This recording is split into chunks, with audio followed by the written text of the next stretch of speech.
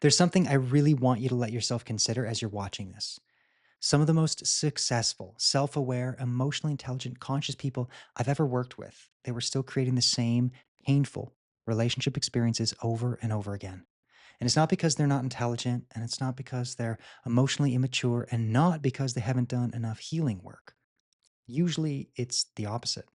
See, you've probably spent years trying to understand yourself. Therapy, trauma work, healing modalities, spirituality, nervous system development, self development. You could probably explain your attachment patterns incredibly well. You understand your triggers, your childhood wounds, all of the stories wrapped around that, and why you react the way you do. And yet, somehow, you still find yourself inside the same painful relationship experience. Different relationship, same collapse. Different person, same emotional experience. Different chemistry, same confusion. And eventually, it creates this quiet form of exhaustion. And because a part of you genuinely believed that if you became conscious enough, if you became healed enough, eventually your relationships would stop feeling this way. Eventually, intimacy would become easier. And eventually, all of the awareness would finally make it stop. But it doesn't. And if you're really honest, which is probably one of the most painful things to have to do, it's because you know too much to pretend you don't see the pattern. And yet somehow you still cannot stop finding yourself inside of it. And that usually becomes the moment people begin turning against themselves. Why do I feel like this if I already understand it? Why do I get so reactive the second intimacy becomes real? Why do I keep feeling like I'm not enough in my relationships? Why do they keep rejecting me? And I need you to understand this. The issue is not that you haven't healed enough. The issue is that awareness alone does not touch the real work underneath it, the real thing driving it. And when you get to that level, it changes everything. Because most people think that they have a pattern problem, but the patterns are usually just a visible symptom of a much deeper relationship structure. And once you begin seeing that structure, your entire relationship history starts making a completely different kind of sense.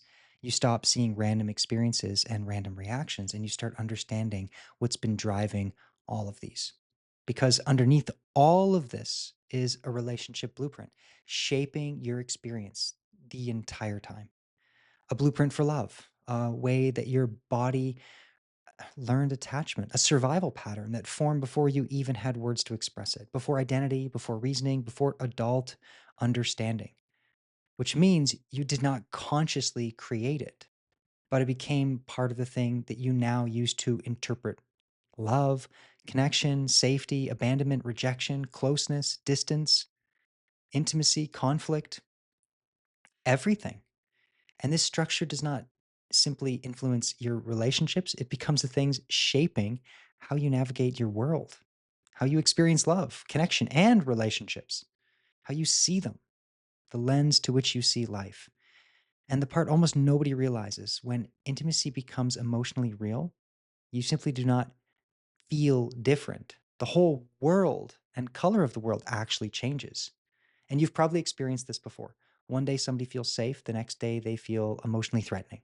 One day you feel certainty around someone, the next you feel panic. One moment you feel deeply connected, the next moment emotionally trapped. Same person, different emotional state, completely different experience of life, of reality. And because people don't understand this, they make themselves wrong for it, or they make the other person wrong. I'm overreacting. I'm too sensitive. I'm emotionally unstable. They're evil. But most of the time, your body is reacting to a world it still believes is happening, even if that world no longer exists. That distinction matters enormously because the structure is not passive, it's incredibly intelligent, far more intelligent than most people realize. And it is constantly scanning, reading, and interpreting, tracking what feels emotionally familiar, micro expressions, tone shifts, subtle shifts in how someone feels, distance, closeness, emotional availability, presence. Your body is processing thousands of relational signals before your conscious mind has even formed a clear thought. Meaning, by the time you consciously think, I really like this person, your system has already assessed enormous amounts of information you never even consciously perceived. Your body reacts first, your mind tries to explain it after. That's why so many people feel completely confused by their own attraction because they think they're consciously choosing. But most of the time, the deeper structures have already made a decision long before conscious thought entered the room. And this is why chemistry is so misunderstood because chemistry is not our compatibility, it's our familiarity. The structures recognizing themselves, something emotionally familiar, recognizing the kind of emotional dynamic it learned early on and what it needs to offset it.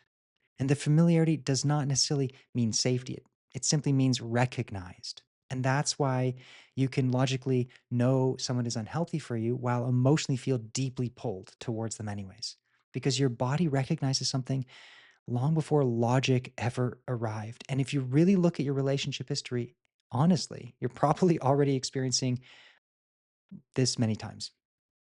Different person, same experience, different face, same pattern, same pull, the same anxiety, same emotional confusion, the same collapse. So if you're really honest with yourself, you're probably going to see a litany of cases where this is real. And this is where the gap between where you are and where you want to be starts becoming impossible to ignore. See, most spend years trying to consciously manage themselves or manage others' emotional reactions that were never actually generated consciously in the first place. Then they try to think their way out of these nervous system responses. They try to override using their awareness. You try to override the relational programming. They try to choose better, while the deeper structure creating these experiences actually never changes. And this is why so many deeply intelligent people remain trapped inside the same relationship loops for years, not because they're incapable of healing, but because they've been trying to solve the problem at the wrong level and layer. And once somebody truly sees that, something profound starts to open up internally. Once you reach this layer, because instead of asking yourself, what's wrong with me, a completely different question starts to arise. What is this pattern actually trying to protect me from? What's actually happening inside? That single shift changes everything because now you stop relating to yourself as the problem and you start viewing your emotional reactions as proof you are not broken. And you begin understanding that your nervous system has been attempting to protect you this whole time, even if the very thing it's trying to do to protect you is now hurting you. One of the first things I often see with people who do this work is they begin to recognize the difference between attraction and familiarity because most people have never actually separated those two things. They assume I feel strongly pulled to this person. They must be right for me. But often that pull is simply a structure recognizing something in the emotional environment that it already understands. And even if that environment once hurt you, and when somebody begins seeing this clearly, their entire relationship history suddenly starts making a lot more sense. Suddenly it no longer feels random. It feels structured, predictable, like it always has, following the same script. And this is usually the moment people realize, "Oh my god, I have been this has been running underneath my entire life." So now I really want you to sit with something for a moment. How much of your life has been spent trying to consciously control your emotional reactions that were never being generated consciously in the first place? How many relationships have you lost believing if you could have just sent this text or said this differently or showed up and acted in a different way, it would have fixed everything? How many moments of intimacy, love, connection, and emotional stability have been sacrificed because these structures were operating and you didn't even know it?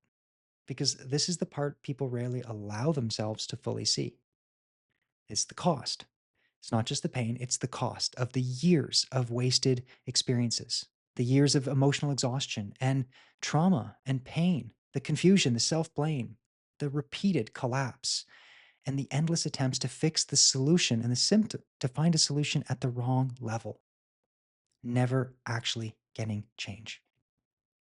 And here's where it gets even more confronting. Most healing work will never reach this layer. And it's not because it's useless, but it's because the structure is incredibly sophisticated. It knows how to survive, it knows how to protect itself. Many people spend years working on themselves while the deepest structures underneath never actually change.